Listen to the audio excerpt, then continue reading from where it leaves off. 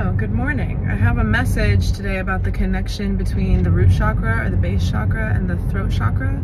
And I think that a lot of us are living our lives, we're in our bodies, but we're not fully anchored into them. And I know that putting it into words like that is like, okay, fully anchored. Like a lot of people would be like, yeah, I'm in my body, but for the past couple months, I've been developing more of an awareness to, and it sounds outlandish, but every cell in my body, an awareness, a connection to every cell in every aspect of my physical body.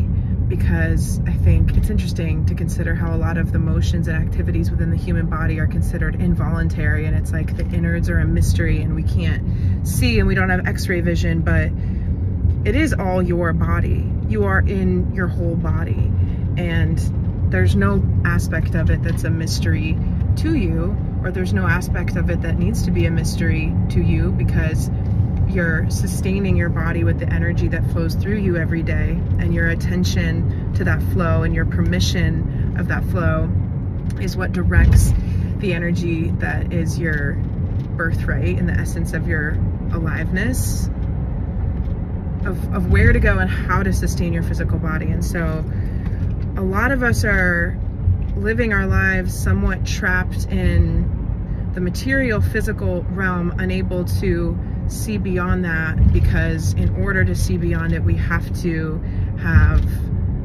understood it. And it's, the word transcend, I think, is a little condescending because it implies hierarchy, but it's really more about opening yourself up to perceive more on a regular basis and let more inform your decision making and your understandings. And so I think that something that's intentionally done is this distraction energy that keeps people from anchoring in all the way to, particularly specifically, the root chakra, because, and the sacral, the lower two, the lower chakras that connect us to the earth and our sense of security and our sense of safety. A lot of the frequencies and interference and programming that we're inundated with has to do with keeping us out of that very grounded space. And so the connection that I've been thinking about has to do with what you affirm. What are you speaking on? What are you speaking on? And where does it come from? And we can't have clear speech unless we have a grounded, aligned, open, and cleared base chakra. And the vocal folds actually very closely mimic the appearance of a vagina. And it's interesting to think about that as well. And resonance and the vibration of the vocal folds and what they allow for. And I've been doing a lot of tone healing recently. I've quit smoking, and so I'm deep into my mindfulness of accepting how it feels to not be doing that, and what happens on a daily basis the more I resist doing that, and holding open vowel sounds, which are sort of the primordial vibration of sound, right? Without consonants, without language. They honor moving breath into the body as an instrument and releasing it as a sound. Yeah, so there's also another thing that I wanted to touch on just after that, around the Lionsgate energy, the portal that we've been in. It's gonna be, you know, winding down. That energy, the Lionsgate, the Syrian alignment doesn't last forever. It's this time of year.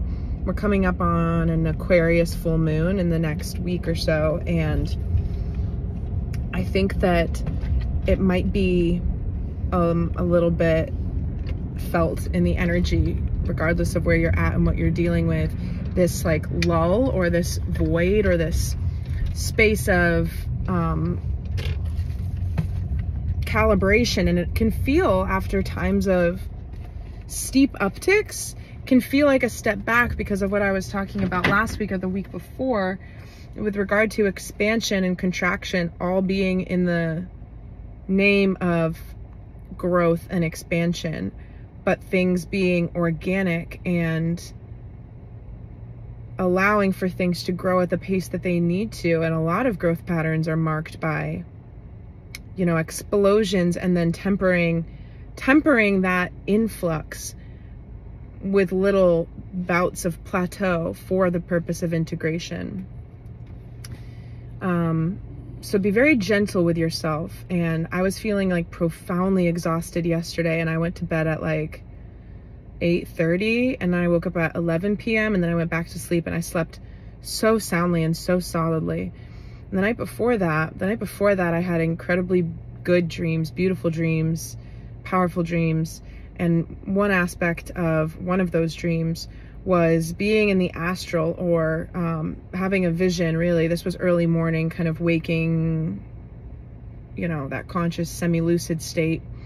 A lot of the visions, if you watch my videos, you know, and I share my clairvoyant visions, a lot of them take place at the human scale, and I use analogies, similes, or metaphors that have to do with things that we are familiar with, things that we touch, things that we understand as far as scale goes. And this was not like that. I was very much in space and very much immersed in a scale that is incomprehensible to us, like planetary scale.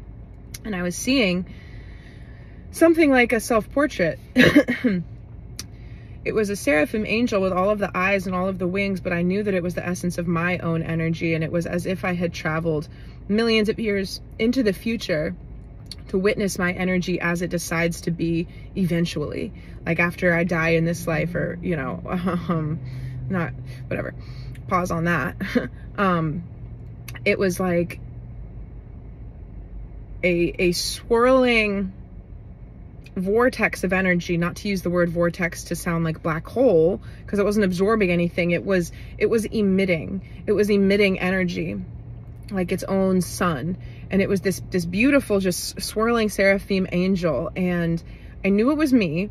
And what was interesting was that I was watching it evolve in complexity. I was watching it become, and the swirls, or the spiral arm galaxy of it, it was like a fractal. So every thing coming off of it had its own universes in it. It was like incredibly complex and beautiful.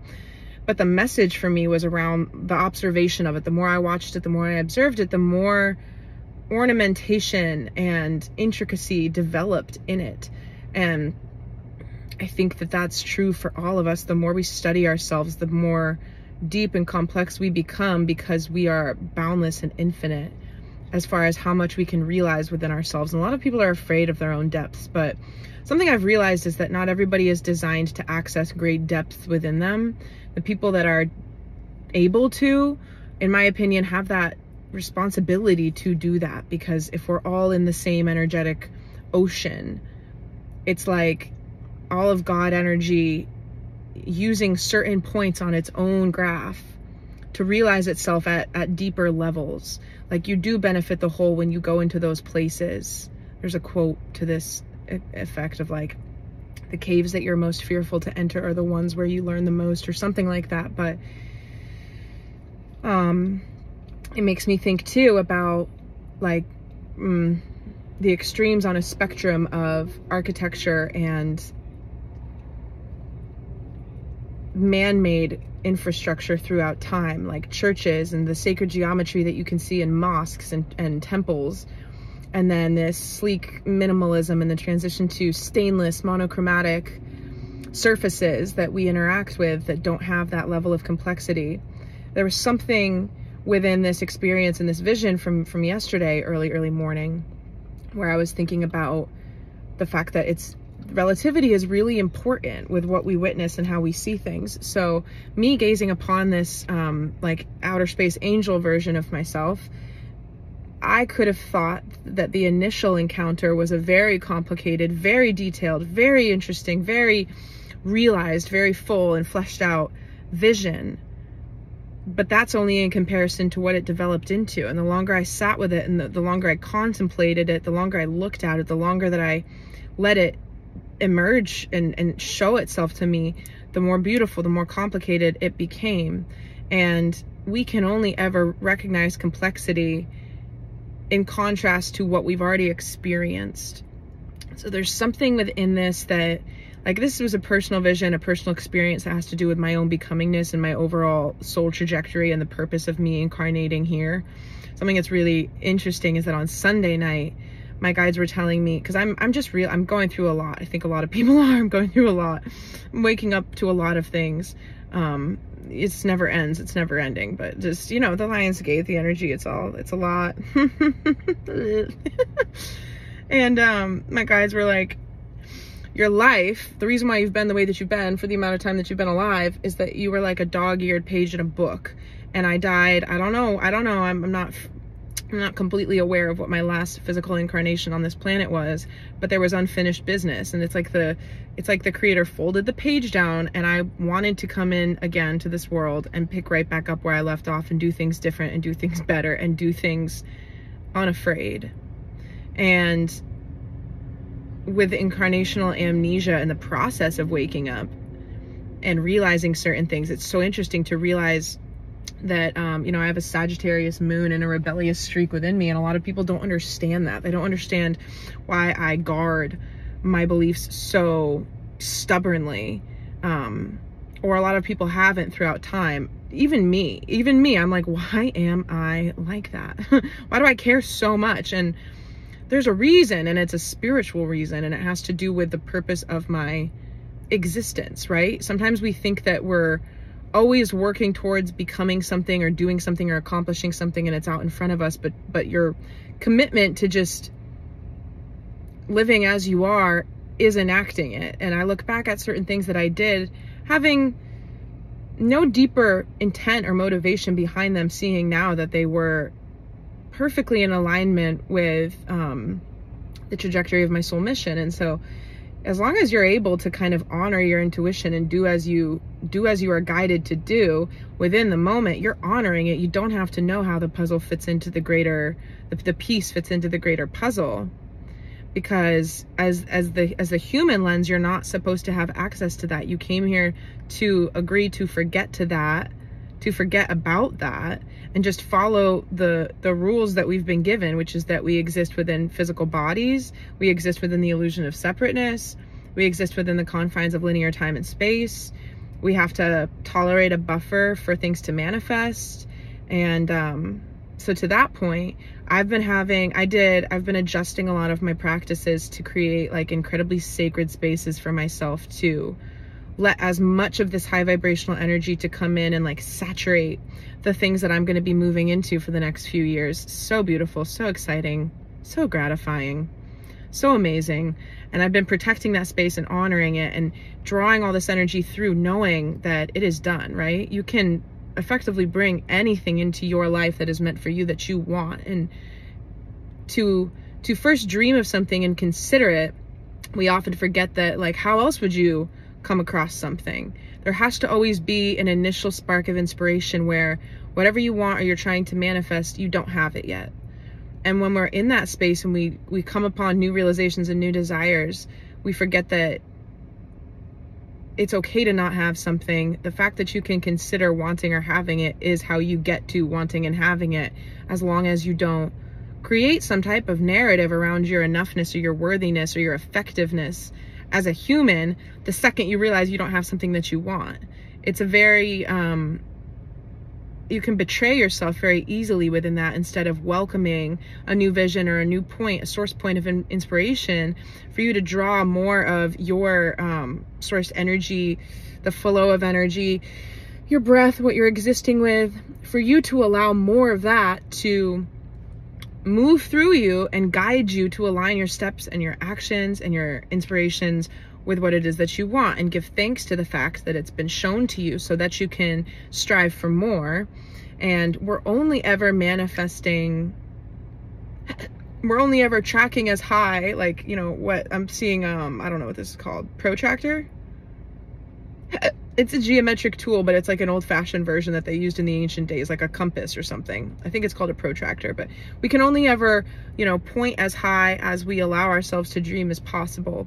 So a lot of people are effectively manifesting their realities in alignment with what they want, but they've never allowed themselves to dream bigger than what they believe is possible, because how do you do that? Anyway, the message here I'm realizing is that you should not, don't let anything, what's been done, what could be done, any of that limit you There's also a 369 synchronicity going on. Like, they're everywhere on my car right now. It's 9:39 a.m. I have 79,393 miles on my vehicle. And then my clocks are staggered. Anyway, 369. A lot of that coding and sequencing has been coming up for me lately. And yeah. Basically, these energies are blowing the lid off of what we thought was possible as far as what it means to be alive and conscious, and what we can attain and what we can move through and what we can tolerate and what our patience grants us. And, you know, the illusion of pain and fear, right? Because a lot of us have been put through the ringer recently, or the past year, the past 5 years, the past 10 years, or I don't know, past week, around sitting in these spaces of discomfort from the human perspective, right? From the higher dimensional perspective, we're watching ourselves have this very, very rich, very, very dichotomous experience and duality, and we're not judging that. We knew it was going to happen. We're allowing it to be what it is, because it's what gives way to the mastery of being able to develop and evolve. And once you tolerate, I think, not to glorify, you know, suffering or being in states of tolerating pain, but there is something to it. To be able to remind yourself that you're very strong and you're very resilient, and whatever feels intolerable is actually just, you know, the limit of your own experience, showing you that it can be broken down and restructured as a more boundless thing. And it's just beautiful, because it's always going to be paradoxical. We have to define our reality somehow. And so we have all these limits in the world, but they are meant to be overridden. This is how we evolve, overrode, expanded upon. So yeah, I hope that everybody has a great day, and that there was something helpful in that little ramble.